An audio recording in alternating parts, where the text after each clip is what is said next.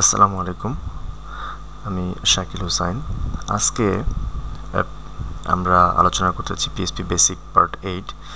তো basic part 8-এ আমরা আজকে আলোচনা করব ফর লুপ নিয়ে। ফর লুপটা কি, ফর লুপটা কীভাবে আমরা ইউজ করব এবং এই ফর লুপ দিয়ে কোন ধরনের কাজগুলো আমরা সাধারণত একটা ডায়নামিক ওয়েবসাইটে করে থাকি এবং এই ফর লুপের সুবিধাটা কী। তো চলুন শুরু করা যাক। তো আমি নোটপ্যাড ওপেন করছি। এটা একটা সিম্পল HTML এর একটু কিছু কোড রয়েছে, আপনি দেখতে পাচ্ছেন। তো এইখানে আমরা শুরু করব, এই পিএইচপি শুরু করলাম, পিএইচপি শেষ করলাম। এখন আমি এর মধ্যে লিখব ফর লুপ। তো ফর লুপের মধ্যে ফর লুপ যখন আমরা ফর লুপের স্টেটমেন্ট আমি লিখিনি, ফর লুপ এখানে আমার কন্ডিশন থাকবে এবং এখানে এক্সিকিউট সেটা হবে কি না। তো ফর লুপের মধ্যে প্রথমে তিনটা জিনিস থাকবে। প্রথমে হচ্ছে আপনার ইনিশিয়াল ভ্যালু, মানে রেঞ্জটা আপনাকে প্রথমে ডিক্লেয়ার করে দিতে হবে। যেমন আমি $i একটা ভ্যারিয়েবল ইকুয়াল 1, এখানে আমি আয়ের মান 1 ইনিশিয়াল করলাম এবং হচ্ছে ক্লোন দিয়ে এটাকে আমার সেমিক্লোন দিয়ে এই লাইনটা স্টেটমেন্ট শেষ করে দেবো। নেক্সট স্টেটমেন্ট হচ্ছে কম্প্যারিজন, মানে আমি কম্পেয়ার করব আই এর মান, আই যে ভ্যারিয়েবলটা আমি ডিক্লেয়ার করছি সেই ভ্যারিয়েবলটা 5-এর থেকে ছোট বা 5-এর সমান কিনা। যদি না হয় তাহলে আমি ইনক্রিমেন্ট করব। কাকে ইনক্রিমেন্ট করব? এই যে আয়ের যে ভ্যালুটা সেটাকে আমরা ইনক্রিমেন্ট করব। এখন আমি এখানে ইনক্রিমেন্ট অপারেটর ইউজ করব। এর আগে আমরা দেখেছি কীভাবে ইনক্রিমেন্ট ডিক্রিমেন্ট অপারেটর ইউজ করতে হয়। তো চলুন আমি একটা ইনক্রিমেন্ট দিয়ে দিই।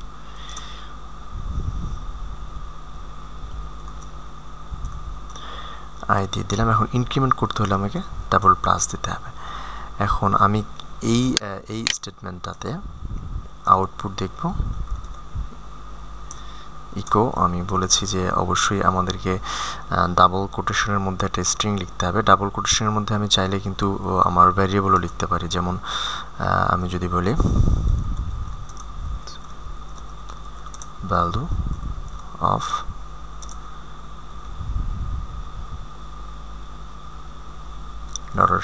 $i, তো একটা ব্রেক দিয়ে দিই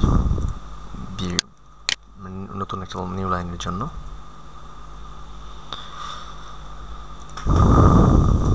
ওকে, ব্রেক। তো এখন আমরা এটাকে রান করব। রান করার আগে আমি আরেকবার বলে দিচ্ছি যে এখানে আমি ফর লুপটাকে ইনিশিয়াল করেছি। ফর লুপের মধ্যে এখানে আমি হচ্ছে ফর লুপের প্রথম স্টেটমেন্টের মান নির্ধারণ করেছি, যেটা কত থেকে এই লুপটা শুরু হবে। এখানে আমি কন্ডিশনটা ডিক্লেয়ার করেছি যে এই কন্ডিশনটা আমার কতক্ষণ চলবে এবং এই কন্ডিশনটা চলার জন্য আমি এখানে এর মানটা ইনক্রিমেন্ট করেছি। এবং এর ফলে আমি আউটপুটে কি দেখতে পাবো? আউটপুটে দেখতে পাবো সে 5 পর্যন্ত, 1 থেকে 5 পর্যন্ত এই লুপটাকে সে রান করবে এবং ইকো কথাটি দিয়ে this is value of I এটাকে সে 5 বার প্রিন্ট করবে এবং 1 থেকে আয়ের মান এক এক করে বেড়ে প্রতিবার এক এক করে বেড়ে যাবে। জি, চলুন আমরা দেখি আউটপুটটা। দেখুন, দিস ইজ দ্য ভ্যালু 1 2 3 4 5, 5 পর্যন্ত বেড়ে গেছে। এখন আমার যদি মনে হয় যে আমি 5 পর্যন্ত না, এর ভ্যালু আরও বেশি বা একটা লম্বা রেঞ্জের ভ্যালু নেব, সেক্ষেত্রে শুধু আমাকে বলে দিতে হবে যে আয়ের যেই মানটা, এই মানটাকে আমি জাস্ট যদি দেখুন আমি 50 পর্যন্ত দিয়ে দিই, 50 পর্যন্ত দিয়ে দিই, সেভ করে দিই, তাহলে দেখুন এটাকে রিফ্রেশ করলে 50 পর্যন্ত সে প্রিন্ট করবে এরকম। তো এখন আমরা এইখানে আরও একটা কাজ করতে পারি। যেমন যদি আমরা বলি যে এই কন্ডিশনের মধ্যে যে আয়ের যে মানটা রয়েছে সেই মানটার সাথে আমি একটা ছোট্ট একটা লজিক যদি ইউজ করি, যেমন যেই নাম্বারগুলো শুধু আমার ইভেন্ট নাম্বার, মানে যেগুলোকে আমি ইভেন্ট হিসেবে কাউন্ট করবো, সেই নাম্বারগুলো যদি আমি প্রিন্ট করতে চাই তাহলে আমি কি করব? এর আগে আমরা দেখেছি ইফ এবং এলস কন্ডিশন, তো আমরা এখানে ইফ ইউজ করব। ইফ এটা ফাংশন আমি ইফ ইউজ করলাম। ইফের ইনিশিয়ালের জন্য আমি ইফের কন্ডিশনটা এখানে দিয়ে দেব। ইফের কন্ডিশনটা কি হবে? আই এটাকে আমি মডুলাস অপারেশন করব। যদি ভাগশেষ মডুলাস অপারেশন করে 2 দিয়ে যদি ভাগশেষ আমার 0 হয়, ভাগশেষ ইকুয়াল টু যদি 0 হয়, তাহলে সে এই সেকশনটা এক্সিকিউট করবে। তো এটাকে অবশ্যই আমার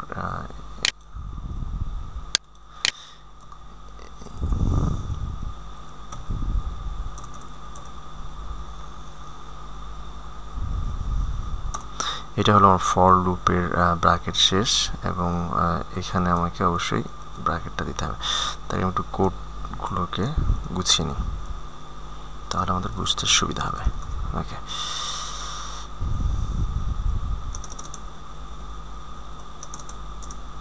দেখুন এখন আমি যেটা করব, যদি এই যেই ভ্যালুগুলো শুধু এখান থেকে ইভেন্ট হবে, মানে জোড় সংখ্যক হবে, সেই ভ্যালুগুলো আমি প্রিন্ট করব। তাহলে ছোট্ট আমি একটা কন্ডিশন দিয়ে দিচ্ছি, ইফ কন্ডিশন। এখন ইফ কন্ডিশনের এখানে আমি জাস্ট ভ্যালুটাকে প্রিন্ট করব।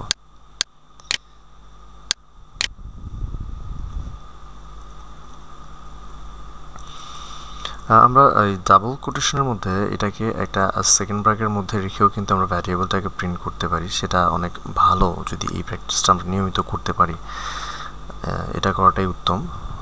সো এইখানে দেখুন, এই আমার ব্র্যাকেট শুরু করেছি, এই ব্র্যাকেট শেষ, এই আমার হচ্ছে ফর ব্র্যাকেট শুরু হয়ে গেছে, এই হচ্ছে আমার ইফ ব্র্যাকেট ক্লোজ, এখানে একটা ব্র্যাকেট বেশি রয়ে গেছে।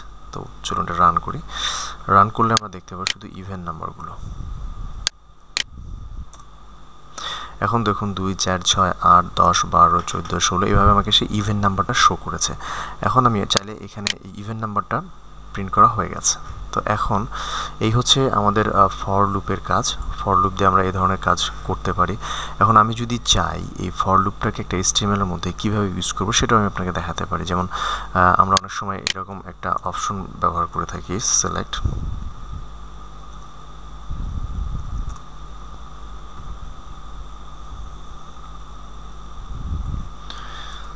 সিলেক্ট দেন এইখানে আমরা লিখে থাকি যে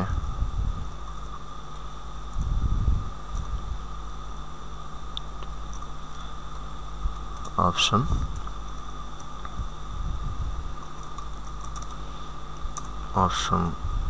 ক্লোজ,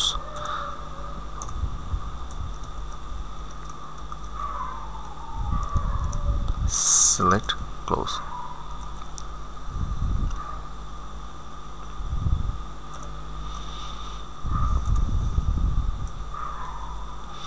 ওকে, সিলেক্ট ক্লোজ। এখানে আমরা যদি একটা ভ্যালু দিয়ে দিই, যেমন আমি এখানে যদি 1 দিয়ে দিলাম, তাহলে আমরা এটাকে কিভাবে দেখব?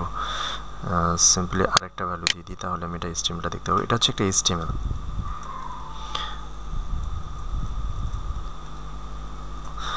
এখন দেখুন, আমরা যদি এটাকে রিফ্রেশ করি, দেখুন একটা ড্রপ ডাউন জেনারেট হয়ে গেছে। এই ড্রপ ডাউনটাকে আমি যদি চাই এখন এখানে আমি ধরুন 1 থেকে 50 পর্যন্ত শো করব, সেক্ষেত্রে আমাকে এই ড্রপ ডাউনটা আমরা কীভাবে কাজ করব? 1 থেকে 50 পর্যন্ত স্ট্যাটিক্যালি লেখা আসলে খুব প্রবলেম। তো এই কাজটা আমরা সিম্পলি এই ছোট্ট একটা কোডের সাহায্যে করতে পারি। যেমন ধরুন আমরা এখানে PHP শুরু করেছি, এইখানে PHP শেষ করেছি, এটা হলো আমাদের PHP এন্ডিং। তো এখন এই অপশনটাকে আমরা চাইলে কিন্তু এই ইকোটার মধ্যে এইখানে অপশনটা ইউজ করতে পারি। যেমন আমি যদি এখন সিম্পলি এই অপশনটাকে এখানে রেখে দিই এবং এই ভ্যারিয়েবলটিকে, এখন আমাদের ব্রেকের দরকার নেই কারণ এটা একটা ড্রপ ডাউন আকারে শো করবে, এখানে আমি রেখে দিলাম। এবং সিলেকশন বক্সটা যেহেতু আমাকে অপশন টেবিলের পরে শো করতে হবে, তাই সিলেকশন বক্সটাকে আমি এখানে শেষ করে দিলাম। তাহলে কি হলো, এটা হলো আমার একটা HTML tag, select HTML tag. এটা দিয়ে ড্রপ ডাউন তৈরি করি আমরা। এই সিলেক্ট HTML ট্যাগের মধ্যে আমরা অপশন রেখে দিই। তো আমি 1 থেকে 50 পর্যন্ত একটা অপশন লিস্ট তৈরি করব, সেটা এই ফর লুপ দিয়ে ডায়নামিক্যালি। দেখুন আমি এটাকে সেভ করে দিলাম, একটা রিফ্রেশ দিয়ে দিই। দেখুন এখান থেকে আমার 50 পর্যন্ত রয়ে গেছে, কিন্তু এইখানে 1 আসেনি, কারণ হচ্ছে এটা আমরা 0 দিয়ে করেছি, এটা হচ্ছে আমরা ইভেন্ট নাম্বার দিয়ে করেছি। এখন যদি ইভেন্ট নাম্বারটা আমরা চেক না করি, তাহলে কিন্তু সে 50টা ডিজিটই আমাদের শো করবে। আমরা এটাকে এখন লক করে দিই।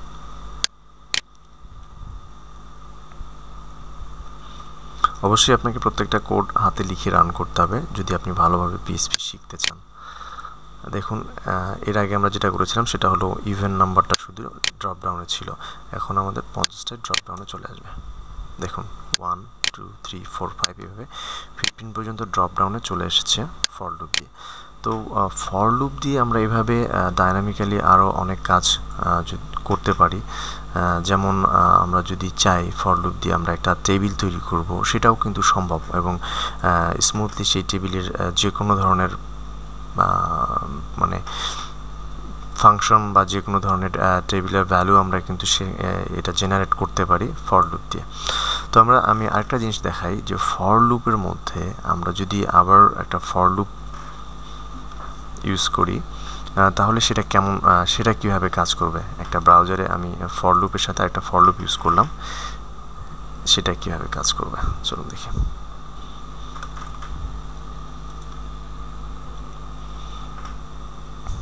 তো এটা দিয়ে আমরা একটা টেবিল জেনারেট করব, দুটো ফর লুপের সাহায্যে আমরা একটা টেবিল জেনারেট করব। ওকে,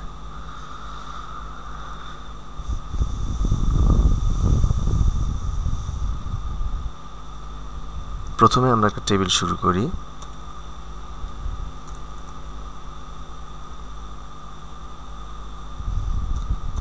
ডিক্লেয়ার করি width ইকুয়াল টু, যদি আমি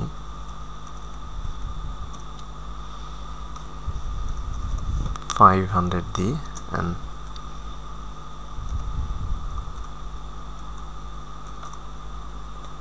border ইকুয়াল টু, যদি আমি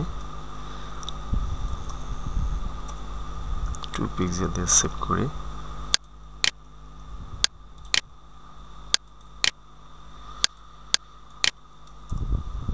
দেখুন টেবিলটা কিন্তু আমার জেনারেট হয়ে গেছে। এখন এই টেবিল রোর মধ্যে আমি এখানে যদি এখন টেবিল ডাটা করব, আমি টেবিল ডাটার জন্য ফর লুপ, আরেকটা ফর লুপ আমি তৈরি করছি এবং এই ফর লুপের ইনিশিয়াল করছি।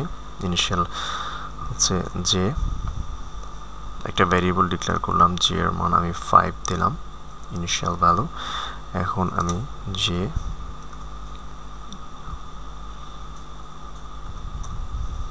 ইকুয়াল টু, এটাকে 5 থেকে শুরু করে আমি 10 পর্যন্ত যাব, যে লেস দেন ইকুয়াল 10, যের ভ্যালু আমি 10 পর্যন্ত ইনক্রিমেন্ট করব, same just J plus plus. এখন জের ভ্যালুটা আমি প্রিন্ট করব এখানে।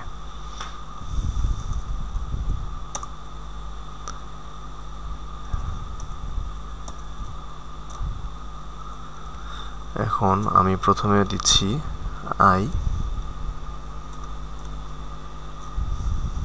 আই, এরপরে দেব হচ্ছে আমি একটা স্পেস দিলাম, স্পেস দিয়ে যদি আমি এখানে একটা সিম্বল দিই, ডিস্টেন্স দিলাম, এবং যে এখন এই ফাংশনটুকু আমি একটু বর্ণনা করি। প্রথমে ফর লুপ দিয়ে আমি কি করেছি, প্রথমে একটা ফর লুপ, তারপর আরেকটা ফর লুপ নিয়েছি। প্রথম ফর লুপ দিয়ে আমি এই ফর লুপটাকে 1 থেকে 10 পর্যন্ত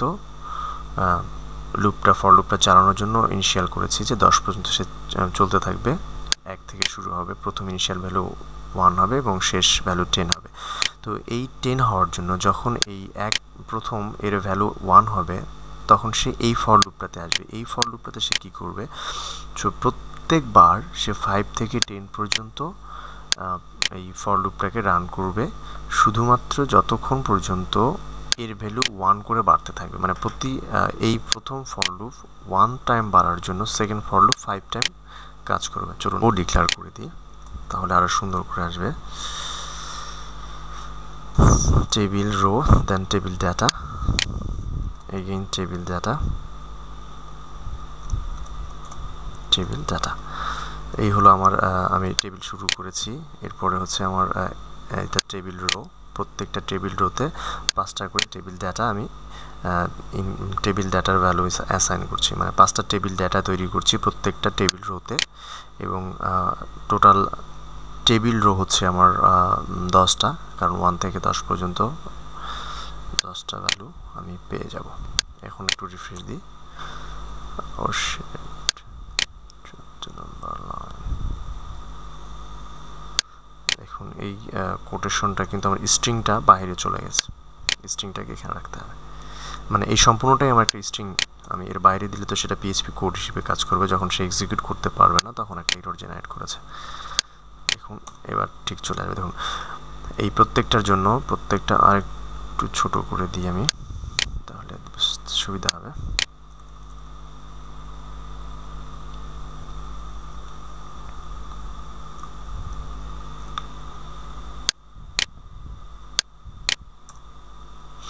দেখুন প্রত্যেকবার কি হয়েছে, 1 থেকে 10 পর্যন্ত সে প্রথম কলামে যখন ছিলাম আমি তখন প্রথম রোতে 1 ছিল ভ্যালু, 1 1 1 1 1।